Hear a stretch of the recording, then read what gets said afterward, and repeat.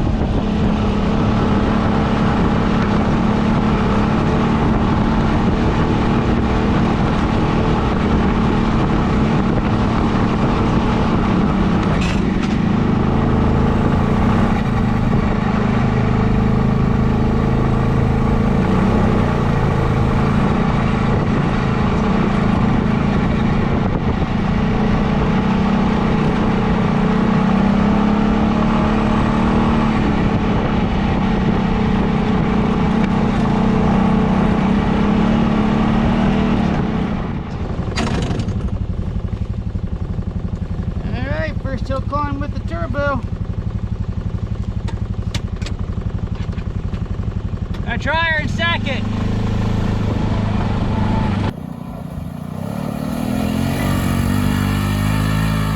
So this is where the turbo really shines. I've been saying this since I started this project. I didn't turbo for speed because a P5 is never going to be fast. I turboed it for wheel spinning power, especially for hill climbs. That is one area where the Pioneer 500 really struggled, was with pulling hills with bigger tires. It just ran out of speed quick. You had to hit a low gear, and that caused you to lose your momentum. So that is awesome that the turbo enables you to have that power back.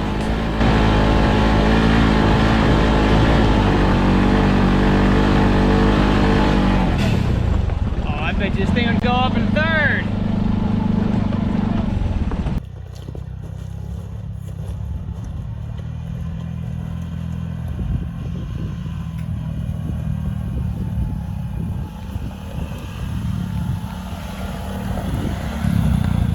Didn't even touch the brake coming down. That was all engine brake in there. That went up that in second like nothing. I could probably almost go up that in third. Really? And before I had to be in low gear. Were you full throttle?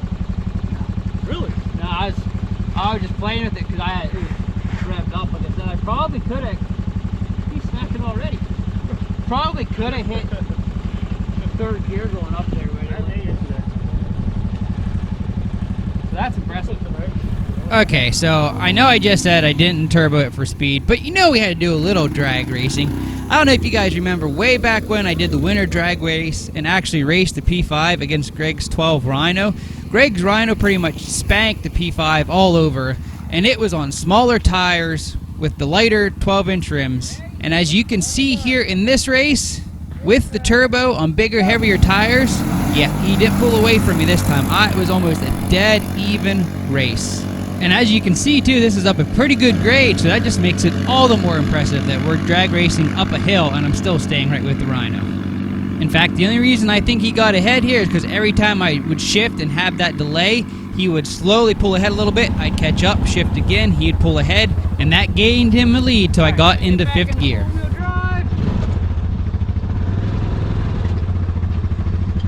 I'm gonna try, wonder if I should start in low and then kick down. That's probably going to lose it for me.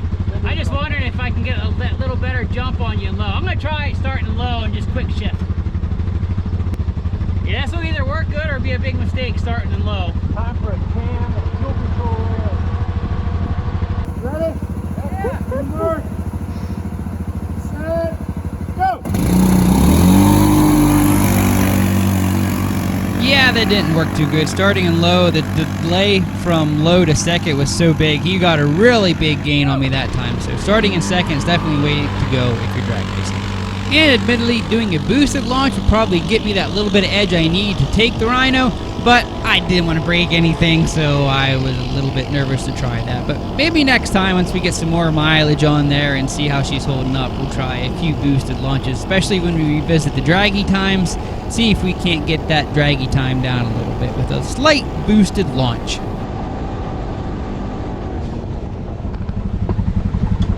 It's time for Rhino versus Armac. I know you're going to win about that.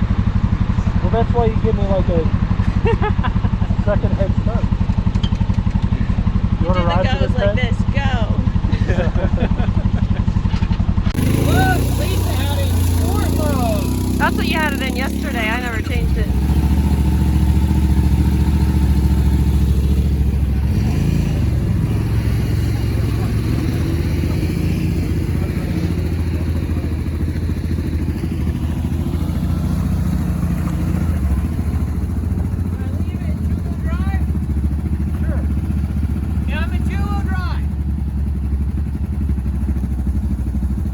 Am I saying to go? Mark, get set, go!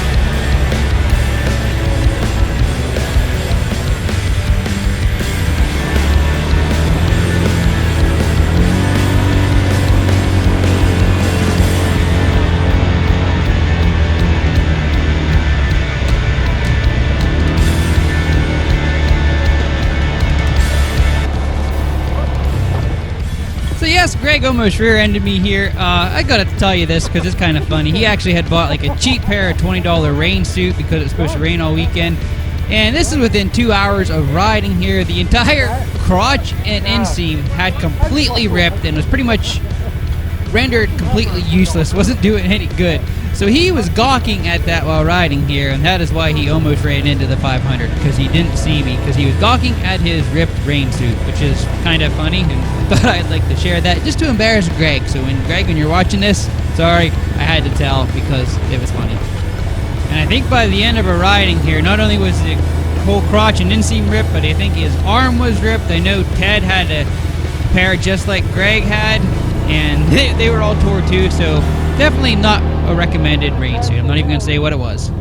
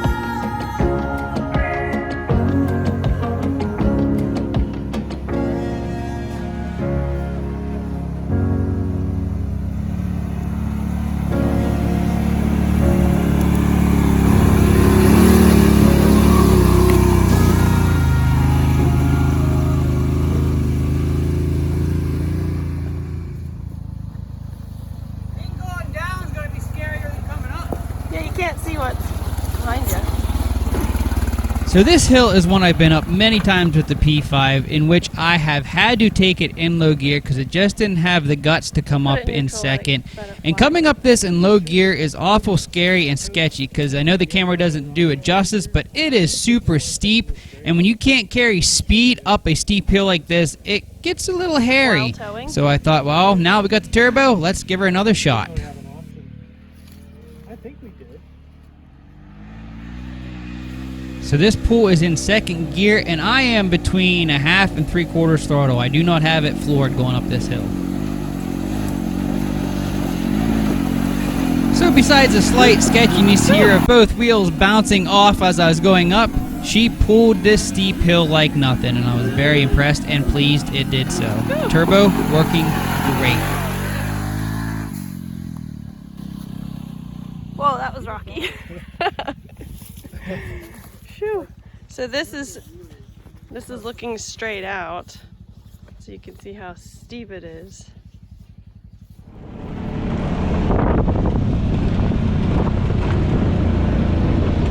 Come around and around that general. Yep.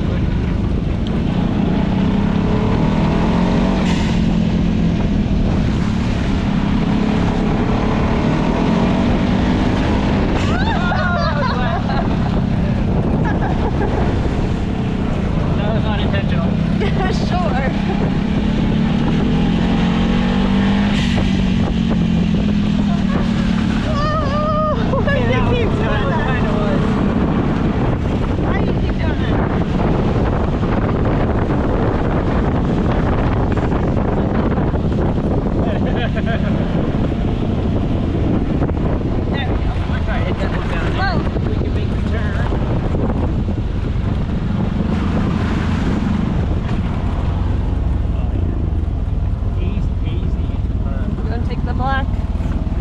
outer loop.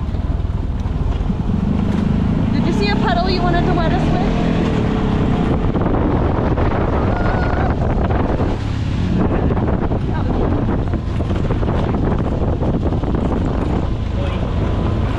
So what we've discovered with the P5, since you have perfected or almost perfected the turbo,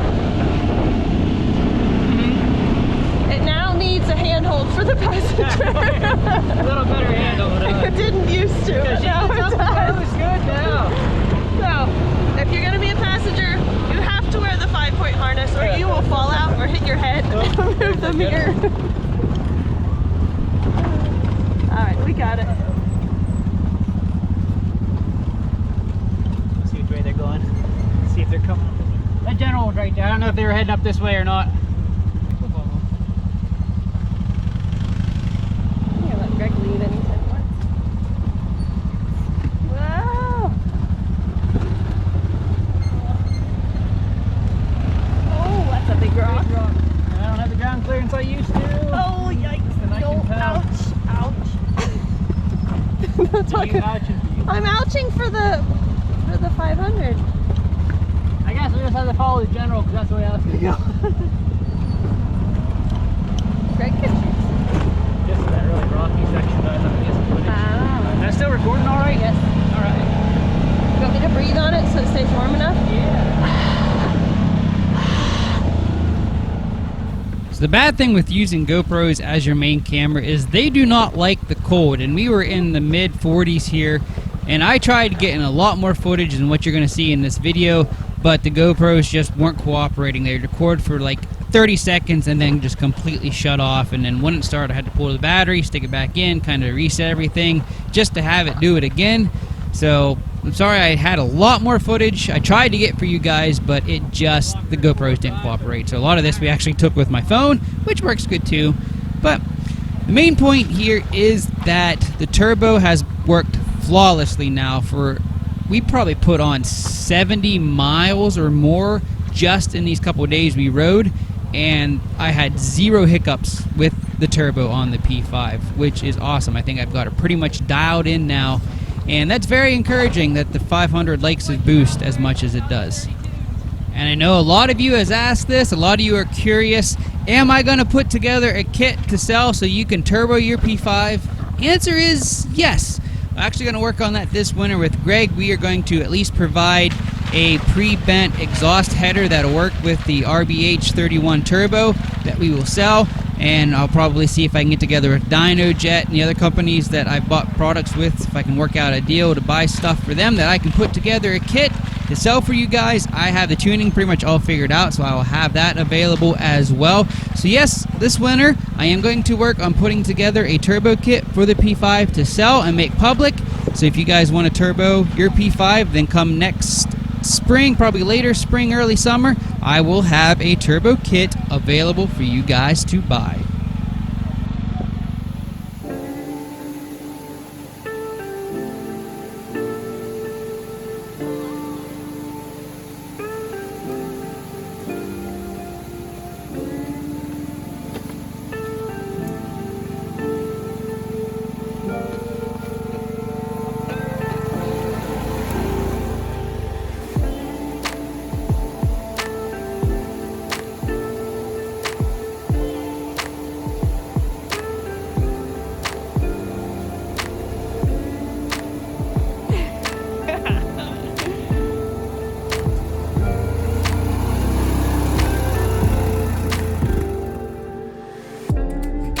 And I want to know your feedback on offering a turbo kit as well. Is that something you'd be interested in? Would you rush to that order button to buy one so you can turbo your P5? Make sure you let me know in the comments below, just so I can get an idea of what kind of interest there is in offering a turbo kit.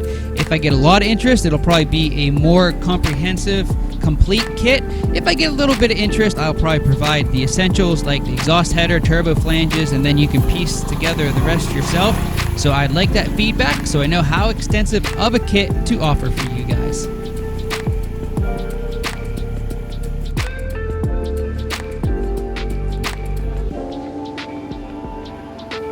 And also, what do you guys think? Should we turbo Greg's 2012 Rhino 700 here? You may not know this, but Greg sold Raging Rhino, so we no longer have a performance Rhino. So it might be kind of neat to turbo Greg's Rhino and see how it performs. So let me know in the comments below, and we'll see if we can talk him into it, if that's something you guys want to see. So thanks for watching. I hope you guys have enjoyed this video. Thank you so much for your support in Turbo Mighty Mouse. I know there were some times there where I was getting down, things weren't working, but your encouragement and telling me to keep going at it is what enabled me to finish this project. I know it's off the wall. Who would ever think to turbo a P5? But I'm so glad I did, and I thank you for your encouragement. So again, I hope you enjoyed this video. Much more Turbo Mighty Mouse to come in the future, so stay tuned. And until next time, keep on riding.